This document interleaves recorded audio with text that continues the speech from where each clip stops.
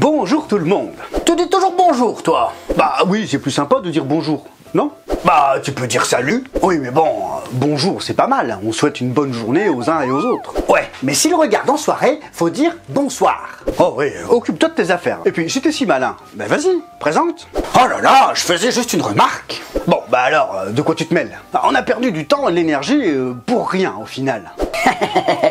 T'avais qu'à pas me répondre. Tu sais quoi? Tu me fais penser au péché qui vient nous pousser à faire des péchés. J'ai pas fait gaffe et résultat, je t'ai répondu et j'ai perdu du temps. Oh, c'est pas de ma faute, hein. C'est toi qui as répondu. C'est de ta responsabilité. Exactement. Et d'ailleurs, si moi je suis pêcheur, est-ce que toi aussi tu es pêcheur? Oh, moi la pêche, j'y connais pas grand-chose. La pêche à la mouche, la pêche à la ligne. Si tu esquives la question, c'est certainement parce que tu es pêcheur. Et vous, est-ce que vous êtes pêcheur? Et est-ce qu'un pêcheur est forcément celui qui commet des péchés? Au final, qui est pêcheur?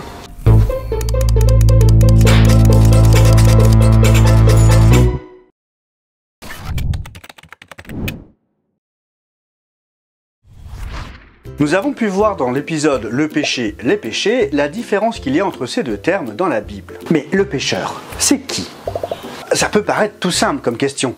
Un pécheur, c'est quelqu'un qui fait des péchés. Eh bien, ça c'est l'idée collective. Mais quand on lit l'épître aux Romains, Paul ne nous dit pas ça. Alors oui, Romains 3,23 nous dit « Car tous ont péché et sont privés de la gloire de Dieu ». Il faut aller un peu plus loin pour trouver la définition du pécheur. Romains 5,19, en effet, tout comme par la désobéissance d'un seul homme, beaucoup ont été rendus pécheurs, beaucoup seront rendus justes par l'obéissance d'un seul. Par la désobéissance d'un seul homme, beaucoup ont été rendus pécheurs. Ça veut dire que c'est à cause d'un seul homme que nous sommes tous pécheurs. On peut n'avoir jamais commis aucun péché dans notre vie, ça ne fait pas pour autant de nous des non-pécheurs. Mais si c'est beaucoup, c'est pas tout le monde. Paul nous dit juste avant qui est considéré comme étant pécheur. Dans Romains 5, 17, « Si par un seul homme, la faute d'un seul, celui qui a fait que nous sommes tous rendus pécheurs, et bien donc, si par un seul homme, par la faute d'un seul, la mort a régné, le pécheur est donc celui qui a la mort en lui, la mort qui règne en lui. Donc, si tu as la mort dans ton corps, et que ton corps vieillit, qu'il dépérit, qu'un jour tu vas décéder, ça veut dire que la mort est en toi. Je comprends que si tu es mortel, tu es pécheur. C'est pas plus compliqué que ça. Mais alors, tout le monde est pécheur? À la naissance, oui. Et la Bible nous dit bien dans 1 Corinthiens 15,50 que la chair et le sang ne peuvent hériter le royaume de Dieu. Ton corps de chair dépérit avec le temps. Il peut mourir car il est corrompu depuis que le péché est entré dans le monde. Et ce qui est corrompu ne peut pas entrer dans le royaume de Dieu.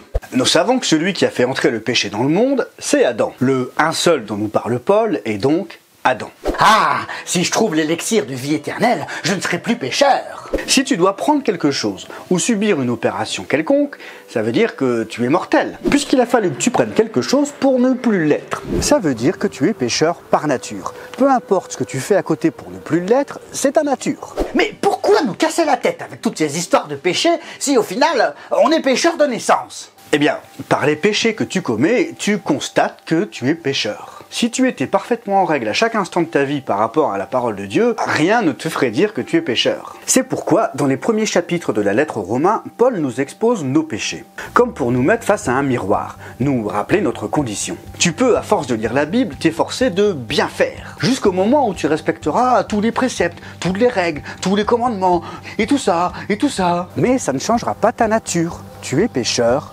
point barre. Pour ne plus être pécheur, aux yeux de Dieu, ta nature doit changer. Tant que tu es pécheur, le péché en toi te poussera à commettre des péchés, aussi naturellement que je vous parle. Mais il y a quand même des péchés plus graves que d'autres. Quand la parole nous dit que l'homme est condamné parce qu'il est pécheur, elle ne dit pas « il est condamné parce qu'il a fait plein de péchés ». Elle nous dit juste « il est condamné parce qu'il est pécheur ». Quand Dieu s'est incarné dans la chair en la personne de Jésus-Christ, il a revêtu un corps pécheur sans n'avoir jamais commis aucun péché. Paul dira aux Corinthiens dans 2 Corinthiens 5, 21 « Celui qui n'a point connu le péché, il l'a fait devenir péché pour nous, afin que nous devenions en lui justice de Dieu. » Justice de Dieu parce que Acte 2, 24 nous dira « Dieu a brisé les liens de la mort, il l'a ressuscité, car il était impossible que la mort le retienne captif. » Ayant un corps de chair corrompu, mais une nature divine, Jésus a vaincu la mort. Et il dira à Marthe dans Jean 11, 25 en sortant du tombeau « Je suis la résurrection et la vie. Celui qui croit en moi vivra, même s'il serait mort. Celui qui croit en moi vivra, même s'il serait mort. Celui qui croit en moi vivra, même s'il serait mort. La véritable question n'est pas de savoir si tu as volé, si tu as provoqué un incendie ou si tu as forniqué avec je ne sais quoi. La question est dans ta relation avec Dieu. La Bible nous dit que le péché est entré dans le monde par un seul homme. Mais qu'est-ce qu'Adam a-t-il bien pu faire de si grave? Il n'a tué personne, il n'a forniqué avec personne, il n'a jamais volé quoi que ce soit. Et non, rien de tout ça. Adam n'a tout simplement pas cru Dieu. Il pensait même que Dieu lui cachait quelque chose. Le serpent a dit « Dieu sait que si vous mangez de ce fruit, vos yeux s'ouvriront et vous deviendrez comme des dieux. » Et c'est là qu'Adam a commencé à douter de la parole de Dieu, de son amour pour lui. Adam n'a pas volé, Adam n'a pas tué, il a simplement douté de l'amour de Dieu pour lui. Et c'est cette faille qui a laissé entrer le péché, cette faille dans sa relation avec Dieu. Et comme on l'a déjà vu, une fois que c'est entré, c'est la porte ouverte. Caïn tue son frère, puis là c'est la débandade jusqu'au moment où Dieu provoque le déluge. Et c'est reparti. Donc vraiment, chassons cette pensée qui dit qu'on est pécheur parce qu'on fait des trucs pas bien. Toute personne qui s'est éloignée de Dieu est pécheur ou pécheresse par nature. Et par nature, nous sommes éloignés de Dieu. Donc ne pas croire Dieu et manquer d'amour pour lui sont les principales expressions du péché qui règne en nous. Ce n'est pas parce que tu fais des péchés. Ah bah cool alors, je peux faire ce que je veux, puisque tant que je crois, je ne crains rien. C'est un petit peu hypocrite quand même. Si tu crois Dieu quand il te dit de ne pas mentir, si tu l'aimes, pourquoi mentirais-tu?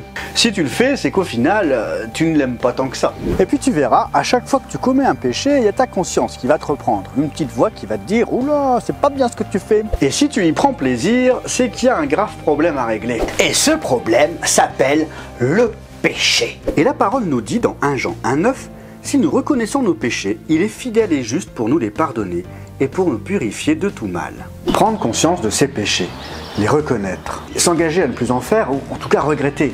Mais alors, comment faire? C'est ce que nous verrons dans un prochain épisode.